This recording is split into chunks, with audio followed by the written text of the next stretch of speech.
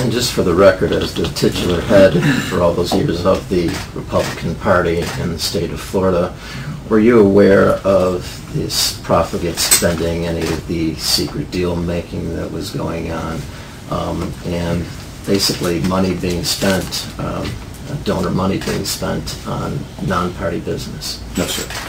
No, sir. I was not.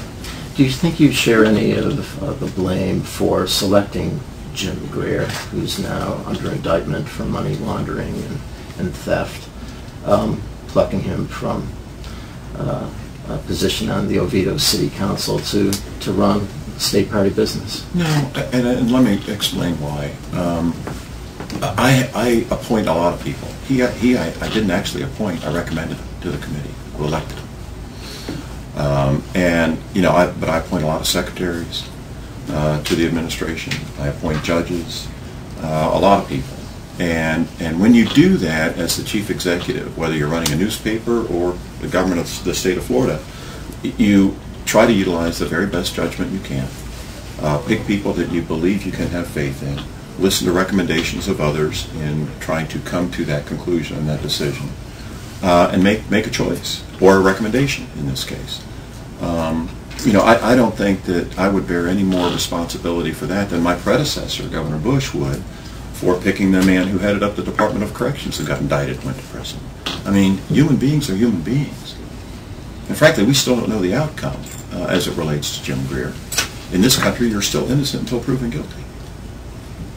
And as an Attorney General, I got some very good advice from Bob Butterworth when I came into that office. And he said to me, "Charlie, you've just been elected Attorney General of the fourth largest state in the country."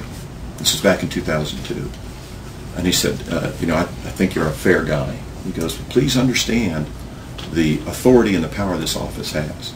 And understand that it is just as important to exonerate the innocent as it is to prosecute the guilty." Well, that's always true. And, when you're dealing with the judicial arena, I'm not a judgmental guy. I mean, it's just not my nature. I try to exercise good judgment in picking people that serve in this administration or serve on the bench for you or serve as county commissioners. My word, I've had to appoint a ton of them, regrettably, over the past 4 years. But you try to do the very best you can, and I've tried to do that. You think he was a good pick in retrospect? Well, maybe not in retrospect, but, again, the jury's still out.